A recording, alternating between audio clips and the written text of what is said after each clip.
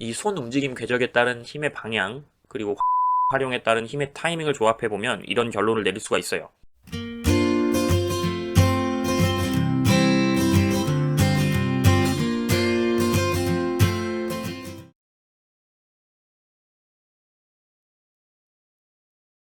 안녕하세요, 수영독학입니다. 오늘은 지난 시간에 말씀드렸던 물잡기 동작을 기초적으로 익혀볼 거고, 그것을 어떻게 적용하는지 살펴보도록 할게요. 먼저 수영뿐만 아니라 모든 운동은 항상 두 가지를 고려해야 합니다. 바로 환경과 내 몸의 관계, 즉 내가 어떤 스탠스를 취하고 있느냐도 중요하고요. 그 환경 안에서 내 몸을 어떻게 움직이고 있는지도 중요합니다. 이 두 가지를 다른 말로 표현하자면 환경과 내 몸의 관계는 물리법칙이 어떻게 적용되고 있는지에 대한 것이고, 내 몸의 조정은 좋은 자세를 뜻하는 것이겠죠. 예를 들어서 하키와 아이스하키는 비슷한 자세를 하면서 움직이는 운동이지만 지면과 내 발에 적용되는 물리법칙이 완전히 다릅니다. 지상과 빙상이라는 환경이 다르죠. 좀 익숙한 지상보다는 어려운 환경인 빙상에 적응을 해서 스케이트를 잘 타게 됐더라도 아이스하키를 바로 잘하지는 못해요. 저는 잘 모릅니다만 슛이나 패스 같은 방법 등이 있고 그에 따른 좋은 자세가 있겠죠. 이 두 가지를 모두 능숙하게 풀어낼 수 있어야만 해당 운동 종목에 숙련이 된다고 볼 수 있습니다. 자, 그럼 이걸 수영에 어떻게 적용하는지 볼게요. 그 중에서도 특히 이번 시간에는 물잡기에 집중하겠습니다. 결국 이 두 가지를 통해서 우리는 물리법칙과 내 몸의 자세를 고려해 줄 수 있어요.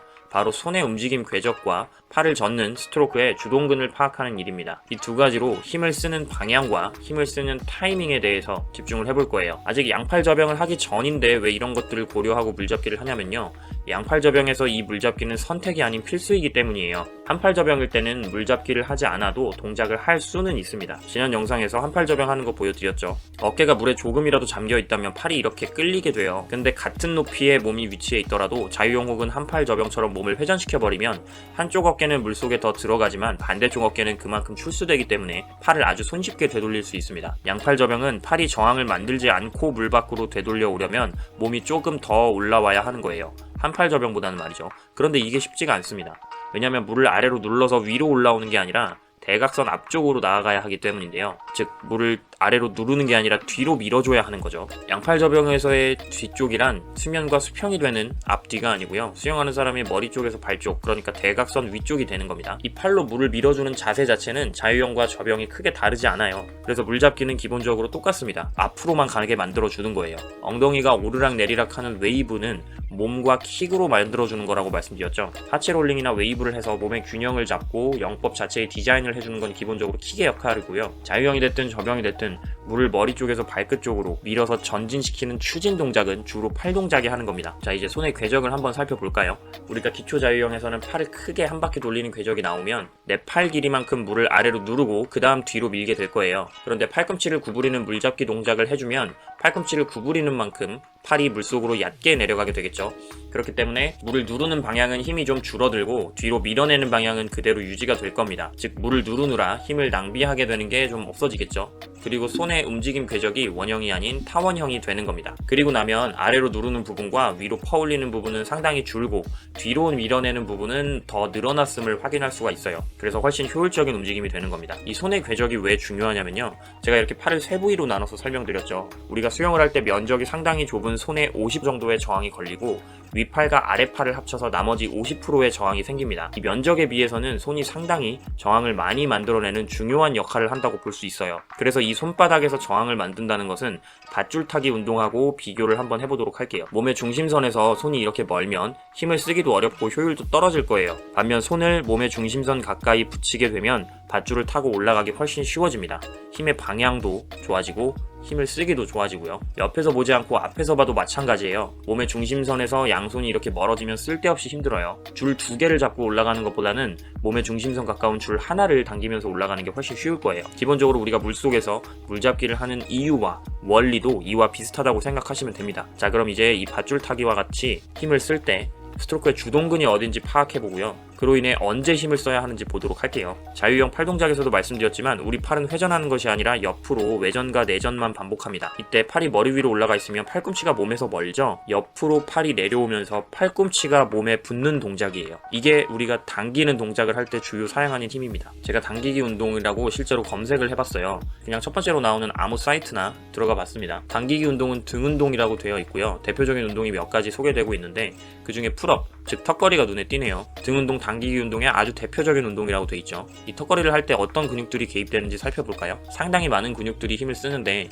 그 중에서 가장 진한 부분, 이 녀석이 광배근이라는 녀석인데요. 지금 다른 어깨 근육들 밑에 들어가서 가려져서 안 보이는데 이 광배근이라는 녀석은 허리부터 팔 그리고 날개뼈까지 붙어서 거의 등판 전체를 덮는 내 상체 길이만큼 길고 크고 두꺼운 힘이 좋은 녀석입니다. 물론 다른 근육들도 힘을 많이 쓰지만 이 광배근이 가장 힘을 많이 쓸 수밖에 없어요. 이제 근육을 파악했으니까 힘을 언제 써야 되나 한번 볼게요.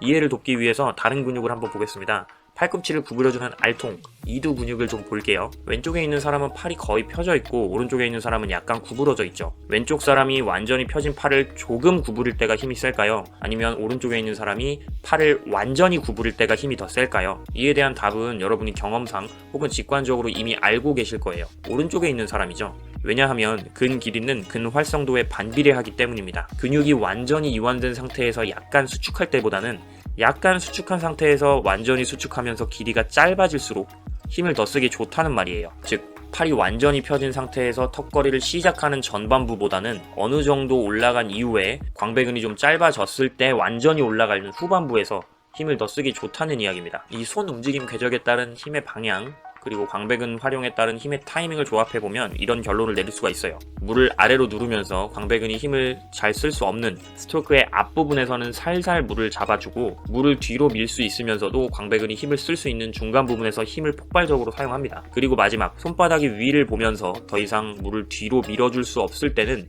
이미 광배근의 개입도 다 끝났기 때문에 힘을 빼고 천천히 되돌리기 준비를 하면 돼요. 자, 이게 제 커리큘럼상 기초 물잡기의 개념입니다. 이 개념들을 머릿속에 넣어두시고 지상에서 동작을 볼게요. 최대한 쉽게 설명을 드리겠습니다. 먼저 양팔 저병에 물잡기를 적용해 볼 건데요.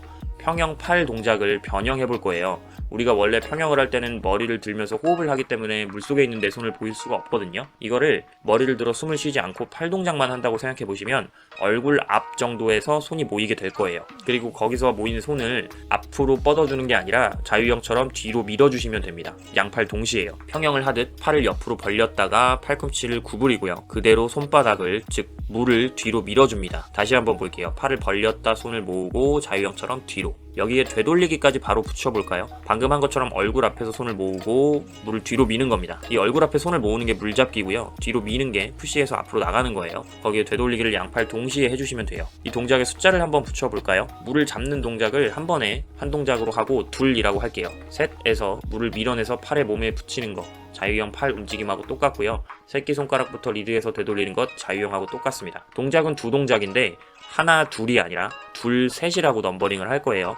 그 이유는 양팔 저병 콤비를 할 때 다시 설명드리겠습니다. 자, 방금도 그랬고 제가 계속 제 영상에 자유형 팔 동작 그리고 평형 팔 동작에서 드렸던 설명을 계속 똑같이 드릴 거예요. 그래서 제 앞 영상을 보지 않으신 분들은 하단에 고정 댓글과 어플로 보시는 분들은 우측 상단에 제목을 눌러보시면 해당 영상들을 보고 오실 수 있습니다. 미리 이 두 영상을 보고 개념을 익히신 후에 이번 영상을 끝까지 보시는 걸 추천드려요. 자, 이렇게 물을 밀어주고 되돌리기 할 때까지 총 두 동작으로 연습을 해주세요. 잘못된 동작들을 볼게요. 먼저 캐치 지점에 대한 실수인데요. 손이 너무 높아서 머리를 숙이고 있을 때 손이 보이지 않게 되는 경우입니다. 이러면 손바닥이 완전히 뒤를 보지 못하고 약간 아래를 볼 거기 때문에 물을 뒤로 밀기도 하지만 당기거나 혹은 누르게 될 겁니다. 반대로 캐치가 너무 낮은 경우는 얼굴을 지나쳐 버렸겠죠. 그만큼 물을 뒤로 미는 구간이 짧아졌기 때문에 힘을 다 쓰지 못할 거예요. 혹은 자유형 킥 연습할 때도 목 뒤가 긴장돼서 시선이 올라가는 경우가 있다면 손이 조금만 내려와도 손이 보이기 때문에 내가 캐치를 잘 하고 있다고 생각하실 수가 있는데요. 그러나 사실 지금 영상에서 보는 것과 같이 손이 한참 위에 있죠. 항상 긴장을 풀고 머리와 시선을 떨군 이후에 손이 보이도록 해주세요. 여기까지는 와야 되는 겁니다. 너무 낮아도 안 되고요. 사실 이 캐치가 높은 경우는 잘못하는 게 아니라 이게 좋은 자세라고 배우셨을 수도 있어요. 많은 지도자분들이 원래 이렇게 시범을 보여드리거든요. 그게 틀린 건 아닙니다. 맞는 방법인데요. 저는 항상 말씀드리지만 완성된 영법과 기초적으로 배우는 영법이 똑같아서는 안 된다고 생각을 해요. 수영 처음 하시는 분들이 숙련된 수영 선수의 캐치 자세를 지금부터 하려고 하시면 안 됩니다. 저는 여러분이 수영을 처음 배우시는 분들이라 가정하고 비기너 스텝을 진행하고 있어요. 뒤에 가서 조금씩 더 설명드리겠지만 숙련된 사람들이 하는 좋은 캐치 자세하고 지금 제가 보여드리는 캐치 지점이 너무 높은 실수는 비슷해 보이지만 아주 큰 차이가 있어요. 일단 지금 당장은 머리를 떨어뜨리고 시선을 내려서 적절한 캐치 위치를 찾아주세요. 너무 낮아도 안되고 높아도 안됩니다. 이번에는 캐치 모양의 실수를 볼까요?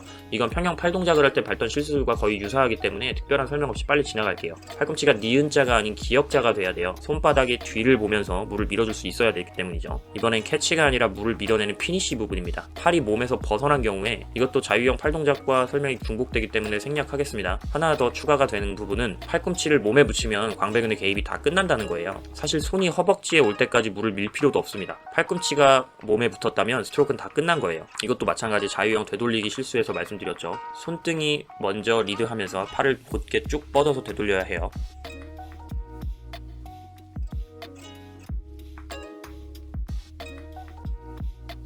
이번엔 기초 자유형으로 보겠습니다. 기본적으로 한 팔씩 하는 것만 빼면 양팔 접영하고 똑같아요. 근데 자유형이니까 셋에서 물을 밀 때 몸통 회전을 넣어주시면 됩니다. 이 부분을 주의하셔야 하는데 양팔 접영이나 평형에선 그렇게 안 하시는데 한 팔씩 움직이다 보니까 몸의 균형이 깨져서 캐치를 할 때 미리 몸을 돌려서 롤링을 일찍 해버리는 분들이 계세요. 그러면 물을 밀지도 않았는데 어깨나 팔꿈치가 물 밖에 나오게 될 거예요. 지금 둘에서 캐치를 할 때는 평형처럼 엎드려서 해주시고 셋에서 물을 밀어내고 팔을 되돌릴 때 롤링을 해주시면 됩니다. 그러나 이 둘에서 물잡기를 할 때 몸의 균형을 잃을 것 같다면 몸통을 돌리는 게 아니라 허벅지가 엇갈리는 자유형 킥으로 계속 균형을 잡아주셔야 돼요. 이것도 골반 롤링 연습하시는 영상을 댓글에 남겨드릴 테니 참고해주세요. 이건 앞에서 봤던 양팔 접영의 실수들과 동일합니다. 캐치 지점이 너무 높은 실수, 캐치 지점이 너무 낮은 실수예요. 마찬가지 팔꿈치가 떨어져 니은자가 아닌 기역자로 만들어 주시고요. 피니시 할 때는 팔이 몸을 벗어나지 않도록 해주세요. 아마 지금쯤 이런 의문이 드시는 분들도 있을 것 같아요. 양팔 접영이나 평형은 팔이 옆으로 가는 거 알겠는데 자유형 캐치도 팔이 옆으로 가는 거 맞나요? 이 부분에 대한 답은 사실 제가 이미 기초 팔 동작 편에서도 말씀드렸는데 팔은 항상 옆으로 움직입니다. 이게 완성된 자유형의 콤비 타이밍인데요. 킥판을 잡고 연습하려면 두 손이 동시에 앞에서 만나야 되죠. 이렇게 손이 앞에서 만나면서 가는 방법을 원터치 자유형이라고 부르는데요. 사실 완성된 자유형의 콤비 타이밍은 원터치가 나오면 안 돼요. 그러면 어깨가 수평이 되는 순간 롤링이 끊어지게 되거든요. 지금 영상처럼 롤링이 끊어지지 않고 사이드킥에서 사이드킥으로 바로바로 한 번에 전환이 되려면 양손이 만나지 않아야 하고요. 그러려면 몸이 돌아가 있는 상태, 즉 롤링이 되어 있는 사이드킥 상태에서 팔이 아래로 떨어지게 됩니다. 그러면 팔과 몸은 수직이 아니라 평행하게 되는 거예요. S자 캐치를 하던 I자 캐치를 하던 팔은 항상 몸통 기준 옆으로 가 있는다고 말씀드렸습니다. 전에 자유형 팔 동작에서는 자유형만 보여드렸는데 사실 나머지 모든 용법도 마찬가지예요. 배영도 위팔과 상체축은 거의 평행을 이루고 있고요. 접영과 평형은 뭐 말할 것도 없습니다. 계속 옆으로 빠지게 되죠. 그러니까 여러분이 아직 충분히 숙련되지 않아서 원터치 자유형을 하고 계시다면 팔이 옆으로 가는 게 맞는 자세입니다. 물론 숙련된 타이밍으로 롤링이 끊어지지 않고 원터치 자유형에서 이미 벗어나신 분이라면 평형이나 접영처럼 팔을 옆으로 하려고 하실 필요는 없겠죠. 내 몸이 돌아간 롤링된 각도만큼 팔이 아래로 내려가시면 돼요. 자, 이제 물속에서 어떻게 연습하는지 한번 보겠습니다. 사실 킥판이 있으나 없으나 큰 차이는 없는데 안정감을 갖기 위해서 킥보드를 가지고 하셔도 돼요. 아까 제가 지상에서 보여드렸던 것들을 실제로 엎드려서 자유형 킥을 차면서 하시면 됩니다. 접영 킥을 바로 하지 말고 자유형 킥을 하면서 엎드려서 앞으로만 가는 연습을 하는 거예요. 호흡을 주로 하지 않는 쪽을 할 때는 앞으로 호흡을 하셔도 됩니다. 혹은 무호흡으로 하다가 일어나서 숨 쉬셔도 돼요. 계속 팔이 밑으로 가는 게 아니라 옆으로 가고 있죠. 그리고 지금 저는 연습 방법에서 모두 S자 캐치를 기본으로 하고 있거든요. 사실 이렇게 크게 S자를 그리는 방식이 요즘 유행하는 방식이 아니긴 해요. 근데 이 S자 캐치와 I자 캐치가 기본적으로 다른 움직임이 아닙니다. 어떤 특정 동작의 차이는 좀 있는데요. 기본적으로는 똑같은 움직임이에요. 이거에 대해서는 비기너 스텝이 아닌 다음 스텝에서 더 심도 있게 다룰 건데 영상 끝에 S자와 I자의 차이에 대해서 그리고 제 주관적인 견해에 대해서 언급만 하고 마칠게요. 이미 I자 캐치를 연습해서 익숙해지신 분들도 S자 캐치를 한번 해보시는 것만으로도 I자 캐치에 대한 이해도도 같이 높아질 거예요.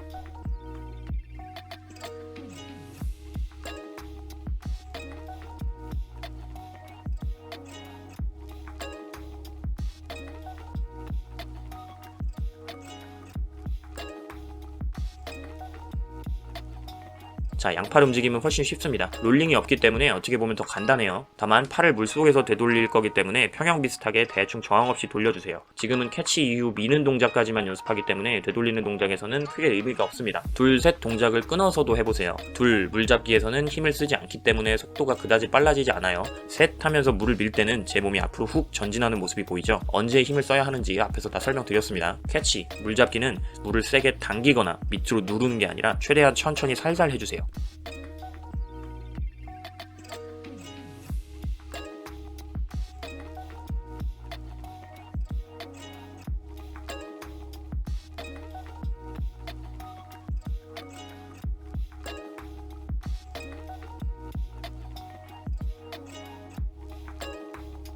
말씀드린 것들을 모두 포함해서 잘못된 동작을 보겠습니다. 타이밍 실수입니다. 이게 좋은 거예요. 물을 뒤로 밀면서 힘을 써주는 타이밍.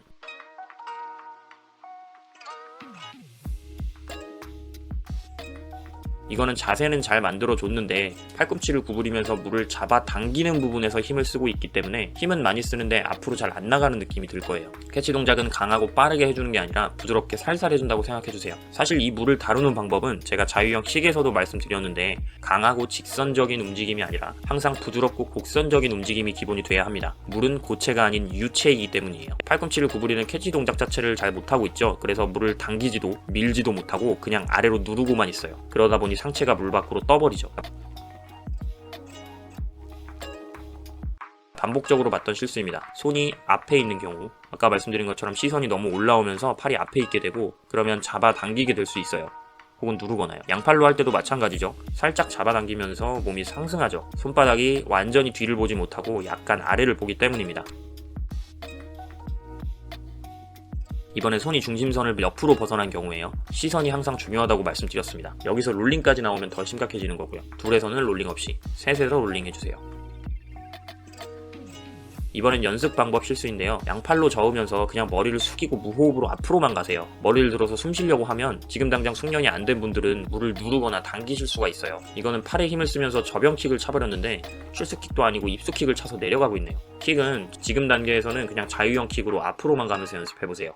혹은 풀브이나 킥판을 다리 사이에 껴서 킥 없이 해보셔도 됩니다. 근데 그러면 균형 잡기 좀 어려우실 거예요. 아까 말씀드린 두 캐치 모양의 차이를 설명드리고 마치도록 할게요. S자 캐치는 평형처럼 하는 거라고 그랬죠. 팔을 옆으로 벌릴 때는 어깨 관절이 움직여서 팔 전체가 옆으로 벌어지고 기역자를 만들어서 손이 안으로 들어올 때는 팔꿈치 관절만 움직여서 손이 들어옵니다. 한 동작에 한 관절, 그걸 두 동작에 나누어서 캐치를 하는 거죠. 반면 I자 캐치는 이 두 번에 나누어서 움직이던 어깨, 팔꿈 관절을 한 번에 동시에 움직이는 거라고 생각하시면 돼요. 간단하죠? 그리고 그 결과물은 동일한 모양입니다. 자, 여기서부터는 제 개인적인 주관인데 제가 굳이 유행진한 S자 캐치를 추천드리는 이유가 있어요. 일단 초급자는 저병을 I자로 캐치하기 힘들어요. 사실 이건 저도 힘들어요. 저도 수영 선수는 아니거든요. 나중에 더 설명드리겠지만 저병을 I자 캐치로 하려면 어깨가 상당히 강해야 합니다. 두 팔을 동시에 하기 때문에 가동 범위가 많이 필요하거든요. 반면 자유형의 I자 캐치는 한 팔씩 하기 때문에 가동 범위가 조금 부족해도 할 수는 있어요. 그럼 결론은 초급자가 자유형을 I자로 연습하더라도 저병은 S자로 연습을 해야 돼요. 근데 그럼 일단 모양이 달라서 헷갈립니다. 거기에 S자는 우리가 이미 충분히 연습한 평형과 모양이 유사하기 때문에 배우기가 더 쉬운 거예요. 니은자가 아닌 기역자를 만드는 이 부분이 캐치거든요. 그리고 제 주관적인 견해와 지도 경험으로는 상대적으로 S자 캐치가 숙달된 사람은 I자 캐치를 배우는데 별로 어려워하지 않으시더라고요. 위에서 말씀드린 것처럼 나눠서 하던 두 동작을 한 번에 해버리면 되는 거거든요. 근데 I자 캐치로 자유형을 먼저 배우신 분들은 S자 캐치를 어려워하십니다. 한 동작을 두 동작으로 쪼개는 게 더 어려우신 것 같아요. 여러분 수학 문제를 풀 때도 역산이 제대로 안 된다면 그 연산 자체를 제대로 이해한 거라고 보기 어렵죠. 그리고 이미 평형은 S자 물잡기처럼 배웠는데 자유형은 다시 I자로 배우고 저병은 또 S자로 하려고 하고 두 가지가 막 뒤섞여서 헷갈려 하십니다. 그래서 어깨가 불편한 초급자임에도 저병이나 심지어 평형까지 I자 캐치를 하시려는 분들을 저도 많이 봤어요. 물론 저병은 S자로 자유형은 I자로 해도 헛갈리지 않고 잘 하신다면 혹은 이미 그거에 익숙해져 있다면 그렇게 하셔도 됩니다. 근데 이 초급자분들은 대부분 취미로 운동을 하시는 분들이고 연습할 시간이나 이해도가 그렇게 높지가 않은 경우에는 그 경계를 어려워하시더라고요. 그래서 저는 일단 모든 영법을 S자 캐치로 충분히 숙련을 하고 그 다음 스텝에서 숙련된 방식으로 넘어갈 때 S자와 I자 그 사이에서 내가 편한 각도를 찾아서 하시라고 권해드립니다. 하다보니 할 말도 많고 영상을 편집하는데 시간도 좀 많이 걸렸네요. 그만큼 이 물잡기 부분은 수영 전체에서 굉장히 중요한 부분이에요. 이제 본격적으로 팔 동작에서 저항을 만들어내는 거거든요. 이 개념이 제대로 이해가 안 되고 실기적으로 연습이 안 돼 있으시다면 이 다음 동작으로 넘어가는 게 의미가 없습니다. 영상 앞에서도 말씀드렸지만 물잡기와 미는 동작은 양팔 저병에서는 선택이 아닌 필수예요. 자, 이 물잡기 캐치를 양팔 저병에 적용해서 콤비 타이밍을 완성하는 건 다음 영상으로 빼도록 하겠습니다. 이번엔 좀 금방 돌아올게요. 감사합니다. 수영 독학이었습니다. 스파.